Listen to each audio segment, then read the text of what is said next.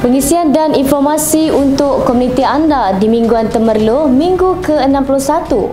Saya Nur Ali Izzati Azman bakal membawa anda menyusuri layar informasi sekitar negeri Pahang dan daerah Temerloh. Terus kekal bersama kami.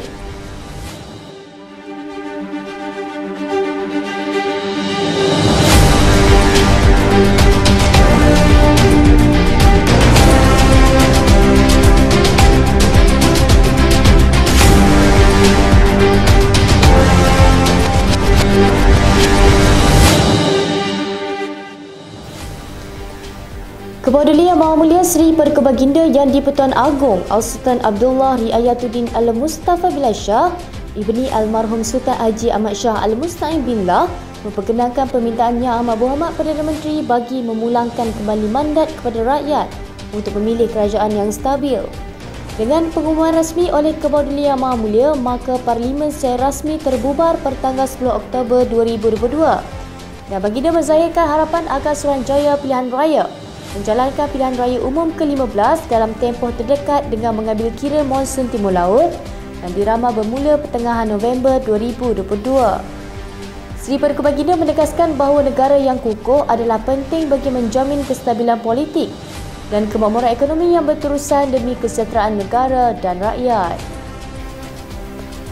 Datuk Seri Ismail Sabri Yaakob mengumumkan pembubaran Parlimen berkuat kuasa hari ini selepas diperkenal Yang di-Pertuan Agong untuk memberi laluan kepada pilihan raya umum ke-15. Perdana Menteri membuat pengumuman khas itu yang disiarkan secara langsung ke seluruh negara pada jam 3 petang tadi menerusi saluran televisyen dan media sosial. Ismail Sabri berkata beliau mengesyorkan ketua-ketua kerajaan negeri kecuali kerajaan negeri Sabah, Sarawak, Melaka dan Johor supaya mengambil tindakan sewajarnya bagi membubarkan Dewan Undangan Negeri DUN masing-masing pada tarikh yang sama dengan pilihan raya umum peringkat Parlimen, meskipun beberapa buah negeri telah memutuskan untuk tidak membubarkan DUN masing-masing. Kata beliau, ia wajar dilaksanakan serentak bagi memastikan rakyat tidak terbeban selain kelancaran proses demokrasi serta menjimatkan kos. Katanya pembubaran itu dilaksanakan bagi menoktahkan suara-suara yang selama ini meratib keabsahan kerajaan, kerajaan pintu belakang dan kerajaan tebuk atap. Susulan pengumuman pembubaran Parlimen itu, SPR perlu menetapkan tarikh pilihan raya diadakan. Perkara 55/4 Perlembagaan Persekutuan menetapkan PRU mesti diadakan dalam tempoh 60 hari daripada tarikh pembubaran Parlimen. Junjungan besar Nabi Muhammad SAW mengajak setiap pemimpin untuk menetapkan niat betul dan berlaku jujur di dalam menjalankan amanah samping meletakkan nilai ketakwaan sebagai pegangan utama. Yang di-Pertuan Agong Al-Sultan Abdullah Riayatuddin Al-Mustafa Billah Shah bertitah, konsep pemerintahan yang dituntut Islam merupakan satu amanah, sentiasa berada dalam ruang lingkup ikatan perjanjian di antara manusia dengan Allah. Justru itu, Seri Paduka menitahkan agar pemimpin negara mencontohi pemerintahan Nabi Muhammad SAW sebagai panduan dalam pelbagai aspek kehidupan, merangkumi konsep pentadbiran berasaskan good governance politik, ekonomi, keselamatan dan keadilan. Sultan Abdullah kemudian menyeru rakyat untuk menumpukan ke arah memelihara kemaslahatan ummah seperti mana tema sambutan Keluarga Malaysia Pemangkin Kemakmuran.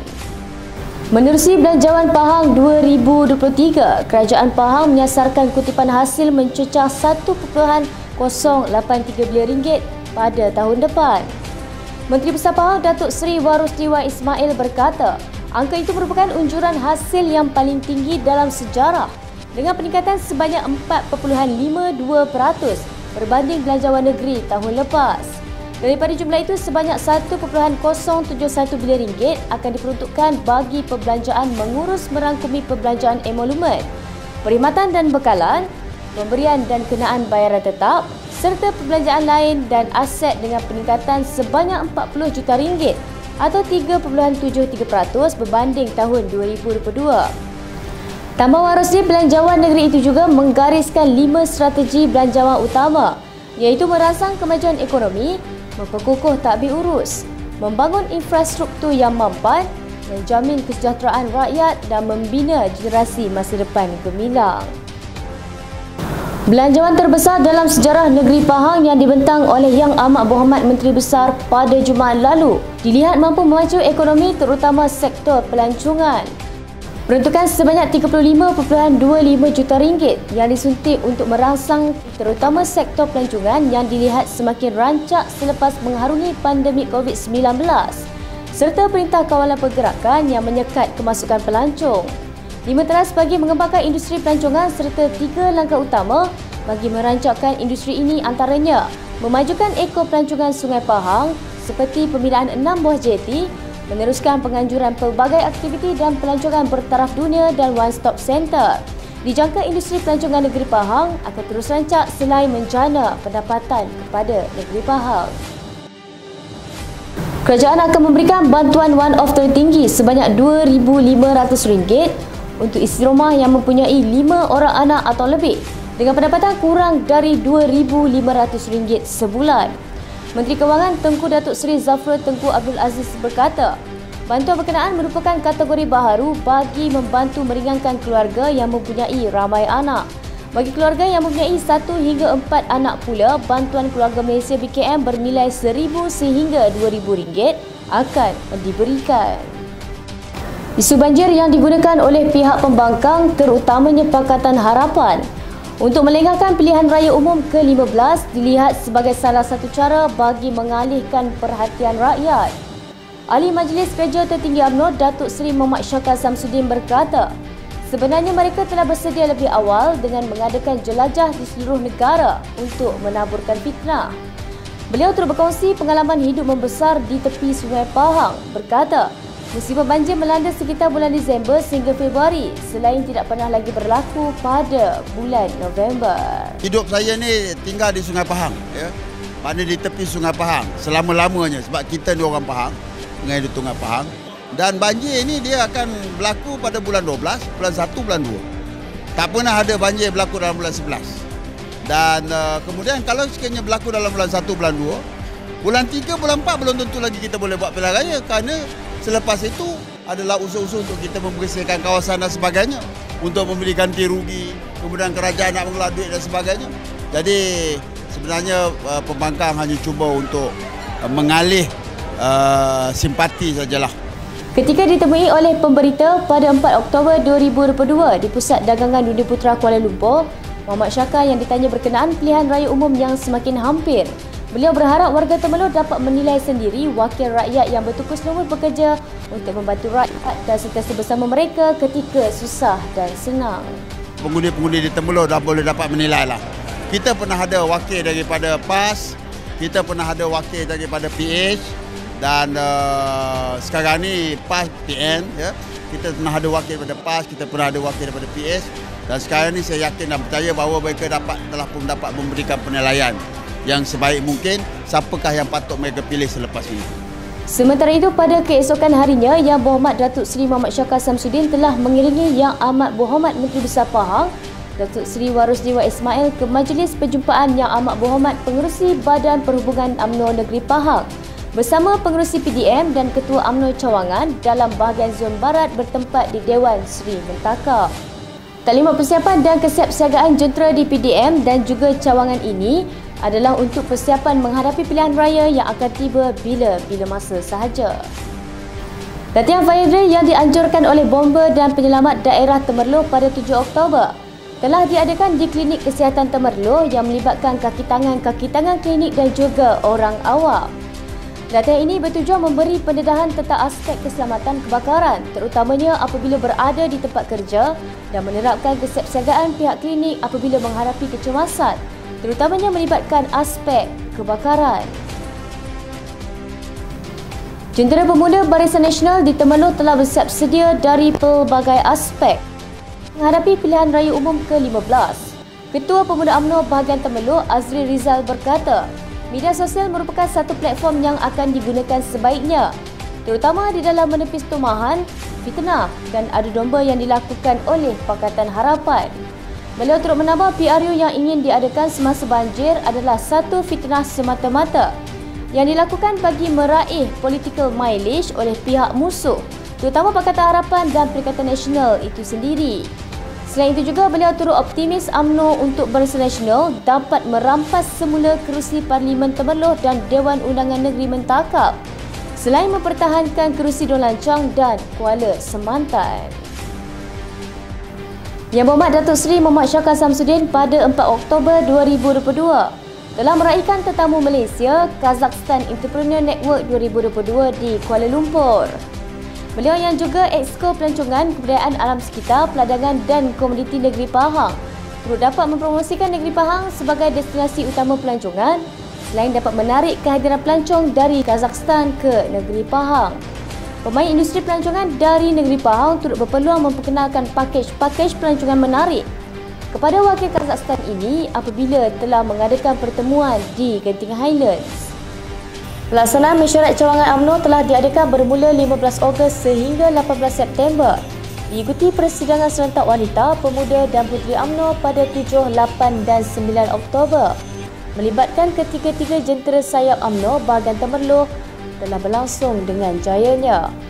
Ketua UMNO bahagian Temerloh Yang Berhormat Datuk Seri Mohd Shaka Samsudin telah merasmikan sayap parti di Temerloh sebagai tanda sedianya ketiga-tiga sayap ini menghadapi pilihan raya umum ke-15 yang semakin menghampiri.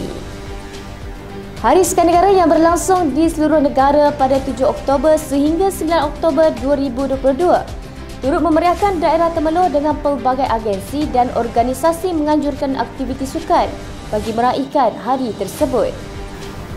Hari Sukan Negara 2022 dan Fit Forever peringkat daerah Temerloh telah berlangsung pada 8 Oktober 2022. Bertempat di dataran Kubang Gajah, meriah dengan kehadiran orang ramai yang bersama memeriahkan pelbagai acara yang disediakan. Ibu Pejabat Polis Daerah Temerloh telah mengadakan Hari Sukan Negara pada 8 Oktober 2022 yang telah berlangsung di pekarangan IPD Polis Daerah Temerloh melibatkan warga PDRM IPD berkenaan. Selain itu juga, kejohanan Sukan TVET Pahang telah berlangsung dengan penuh semangat kesukanan pada 7 dan 8 Oktober di Institut Kemahiran Belia Negara IKTBN Temerloh dengan disertai oleh peserta sekitar negeri Pahang. Upacara perasmian penutup program kejohanan Sukan TVET Pahang telah dirasmikan oleh Wong Si Siang yang mewakili Timbalan Menteri Belia dan Sukan Yang Berhormat Senator Datuk Sri T. Lian Ke. Ketua Jurulatih Seri Pahang FC Datuk Dollah Saleh mengakui gembira dengan keputusan yang diraih pasukannya ketika seri tanpa jaringan menentang Johor Darul Takzim dalam aksi Liga Super pada 8 Oktober 2022. Dollah berkata dia bersyukur dengan mata yang diraih pasukannya memandangkan Harimau Selatan mengawal permainan dengan baik sepanjang perlawanan itu berlangsung.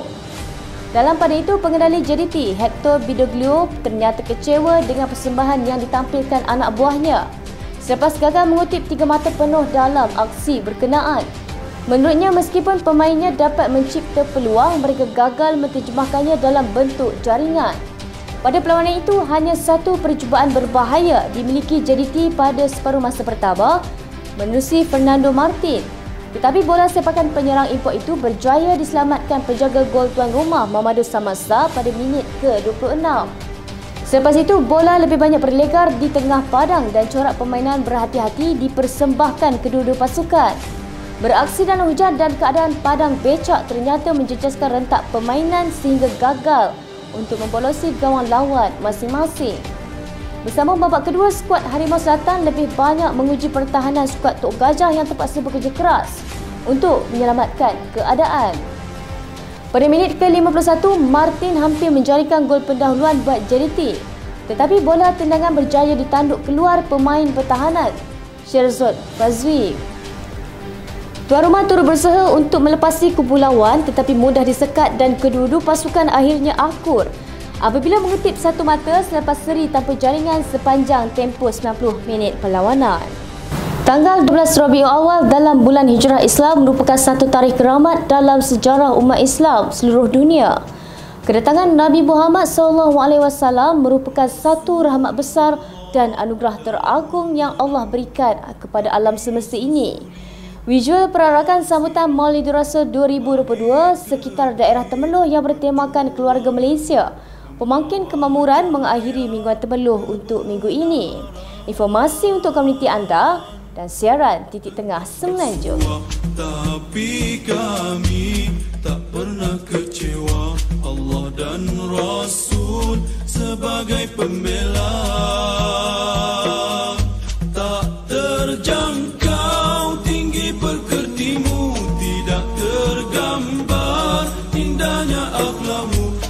tidak terbalas segala jasamu. Sesungguhnya engkau Rasul mulia, tabahnya hatimu menempuh dugaan, mengajar erti kesabaran, menjulang panji kemenangan. Terukir namamu di dalam Al-Quran.